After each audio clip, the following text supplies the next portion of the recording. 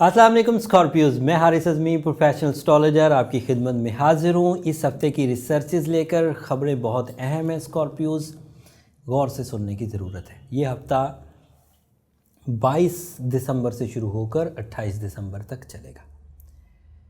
पहले ही दिन सूरज अपनी रोटेशन पूरी करते हुए आपके यहाँ थर्ड हाउस में दाखिल हो जाएगा। पहले वो सेकंड हाउस में था, 22 दिसंबर को वो थर्ड हाउस में दाखिल होगा।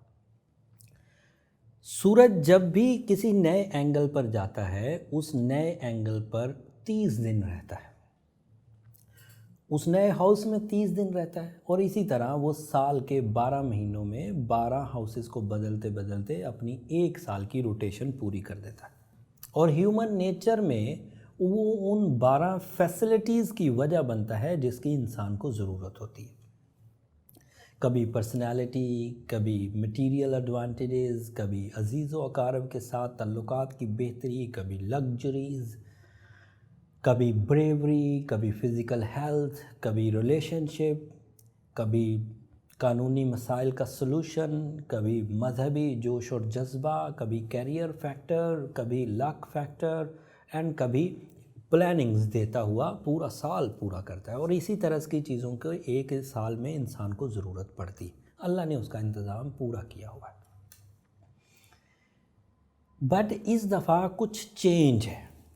इस हफ्ते जब सूरज थर्ड हाउस में 22 तारीख को यानी कि सुबह को इंटर होगा, तो जिस हाउस में उसकी एंट्री है उस हाउस में सैटर्न मौजूद है, उस हाउस में जुपिटर मौजूद है। इस सब परफॉर्मेंस को जाकर सूरज इन्हेंस कर देगा। जुपिटर की तक़वियत अजीज़ व अकारब की सपोर्ट की वजह बनेगी, अरेंज मैरिजेस की वजह बनेगी, सैटर्न को डेवलप करने की वजह बनेगी and you feel some good luck. और ऐसा पूरा महीना होना था। होगा क्या? वेरी नेक्स्ट 3 डेज़ लाइक 22 को ये हुआ, 23, 24 और 25 3 दिन गुजरेंगे कि 26 तारीख को उसी सूरज को उसी हाउस में तीसरे ही घर में ग्रहण हो जाएगा। And this is second big event in this week. अब थोड़ी इसकी बारीकी को जज करने के लिए कुछ इसके पहलू उजागर करता हूँ एज एस्ट्रोलॉजर। आई होप आप इसको समझ पाएंगे। सूरज वो प्लैनेट है जो पूरे सोलर सिस्टम के हर ऑब्जेक्ट को रोशनी देकर उसकी कारकर्दगी में इजाफा करता है। जुपिटर भी सूरज की रोशनी से ही चमकता है, सैटर्न भी सूरज की रोशनी से ही चमकता है, मरकरी भी सूरज की रोशनी से चमकता है, मार्स आपका रूलिंग प्लैनेट भी सूरज की रोशनी से चमकता है, वीनस भी सूरज की रोशनी से चमकता है। और सूरज ही बेनूर होने लगा है 5 घंटों के लिए 26 तारीख को, जब साउथ एशियन कंट्रीज़ में सूरज तुलू होगा, मिडिल ईस्ट में सूरज तुलू होगा, तो वो नॉर्मल सूरज नहीं होगा, वो ग्रहण ज़दा होगा, बेनूर सा सूरज। हमेशा सुबह तुलू होता था तो ज़िंदगी में रानाइयाँ भरता था, दिमाग तेज़ काम करने लगते थे, नींद ख़त्म हो जाती थी और इंसान अपनी काम पर निकल जाता था।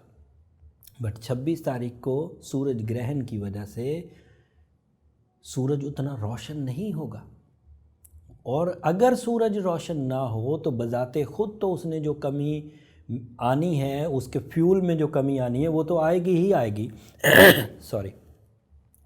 बट साथ में जो दीगर प्लैनेट्स हैं वो भी बेरौनक से हुए होंगे, उनमें भी वो तमानियत, वो हशाशियत, वो ताकत नहीं होगी जो सूरज के चमकने से होती है। न जुपिटर गुड लक प्रोड्यूस कर रहा होगा, न सैटर्न आपके लिए कुछ गुड लक प्रोड्यूस कर रहा होगा, ना वीनस आपके लिए इमोशंस प्रोड्यूस कर रहा होगा, क्योंकि उस 5 घंटे के दौरान ये सब प्लैनेट्स अपनी वीक फॉर्म में होंगे। और थर्ड हाउस में अगर सूरज को ग्रहण हो और प्लैनेटरी पोजीशन वीक हो तो अजीज़ व अकारब के साथ कुछ तल्लुकात में कमी महसूस हो सकती। स्कॉर्पियो नेचर में भी कमी महसूस होगी, आर्ट एबिलिटी डिक्रीज़ होगी, कुव्वत हाफ़ज़ा कम होगी, इरिटेशन बिहेवियर बढ़ेगा एंगर फिट्स आ सकते हैं, लव वंस के साथ रिलेशनशिप डिस्टर्ब हो सकते हैं, इरादों में कमी आ सकती है, परफॉर्मेंसेस करते हुए उकताहट का शिकार हो सकते हैं, एंड उसके अलावा तोहमत लग सकती है। ये वो बातें हैं जिन बातों का ताल्लुक सिर्फ सूरज ग्रहण, तीसरे घर, जुपिटर और सैटर्न से है। इसके अलावा अगर कोई स्कॉर्पियो कमज़ोर नेचर का मालिक था तो इसी इम्पैक्ट के इवज़ वो एंग्जाइटी में जा सकता है। अगर कोई स्कॉर्पियो ऐसे रिलेशंस में था जिन रिलेशंस में कोई जान नहीं थी, ज़रा ज़रा सी बात पर उलझते रहते थे, तो वहाँ रिलेशनशिप क्राइसिस आ सकते। अगर कोई ऐसा स्कॉर्पियो मशहूर था लेकिन उसकी शोहरत में लैग पुलिंग चल रही थी या कानूनी मसाइल चल रहे थे, तो वो बढ़ सकते। अगर कोई स्कॉर्पियो किसी मर्ज़ में मुब्तला था और ऊपर से ग्रहण भी हो गया, तो उस मर्ज़ के इजाफे की भी इजाफा मुमकिन है। सो ये सब चीज़ें आपको समझाने के लिए सूरज ग्रहण, सूरज की पोजीशन, सैटर्न एंड जुपिटर की पोजीशन मैंने बयान कर दी। तीसरा इवेंट ये है कि उसी घर में 26 तारीख को ही चांद भी होना है। पूरी दुनिया में चांद हो जाएगा, पाकिस्तान में एक दिन बाद होता है समटाइम्स, लेकिन बहरहाल नया चांद सोलर सिस्टम में अपीयर हो चुका होगा और उसको भी ग्रहण वाले घर में ही अपीयर होना है। तो आपकी जज्बाती कैफियत, आपकी लव इमोशंस, आपकी ब्यूटी लविंग नेचर, उसमें भी कमी आएगी। स्टूडेंट्स के लिए भी ये इशू प्रोड्यूस करेगी क्योंकि कुव्वत हाफजा पर इसका असर बुरा पड़ता। मुस्तकिल मिजाजी बेचैनी का शिकार हो जाती, रिश्ते भी एक दूसरे की कदर कम होती है। और ये 5 घंटे का ये 5 घंटे का इवेंट सिर्फ 5 घंटे का इवेंट नहीं होगा, ये 10-15 दिन तक प्रॉब्लम करता रहेगा। और दूसरी और आखिरी टेक्निकल न्यूज़ ये है कि जब सूरज ग्रहण होता है तो 15 से 20 दिन के अंदर अंदर चांद ग्रहण भी होता है। तो ये आपको अदरवाइज़ एक और प्लैनेटरी डिज़ास्टर का सामना अगले 15-20 दिन में करेगा। और एस्ट्रोलॉजिकली इन 2 ग्रहणों, किसी भी 2 ग्रहणों के दरमियान, सूरज और चांद जो कि 20-25 दिन में इकट्ठे ग्रहण आते हैं, इनमें शादी, निकाह, मंगनी के इवेंट्स रखना एस्ट्रोलॉजिकली नॉन रिकमेंडेड होता है। तो यू मस्ट टेक केयर, इन बातों को समझिएगा। ये हो गई वो इन्फॉर्मेशन जो इस हफ्ते 2 बड़े इवेंट होने वाले। वीनस आपके यहाँ 4th हाउस में है तो वो थोड़ा सा बचा रहेगा, लेकिन वीनस को भी चमकने के लिए रोशनी तो सूरज से ही जानी थी, और सूरज तो खुद ग्रहण ज़्यादा होगा, तो वीनस जो लव इमोशंस का प्लैनेट है वो भी थोड़ा डम्पी सा ही रहेगा। अब करने की क्या चीज़ है, मालूमात तो मिल गई, इवेंट समझ आ गया, सिवियरिटी समझ आ गई, फील्ड्स समझ आ गई कि कौन सी फील्ड्स ऑन स्टेक है। तो अब किया क्या जाए, इसको रिकवर कैसे किया जाए। मज़हबी तौर पर तो मैं बहुत वाज़े हूँ। नबी करीम सल्लल्लाहु अलैहि वसल्लम के दौर में जब भी विजिबल ग्रहण आया करते थे, चाहे सूरज हो चाहे चांद ग्रहण हो, वो नमाज कुसूफ़ व खसूफ़ पढ़ा करते थे।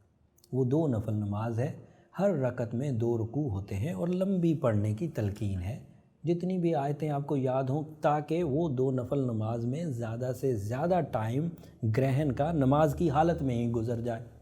बट फिर भी ये 5.5 घंटे का ग्रहण है, सुबह 7 बजे से शुरू होगा और 1 बजे दोपहर तक चलेगा।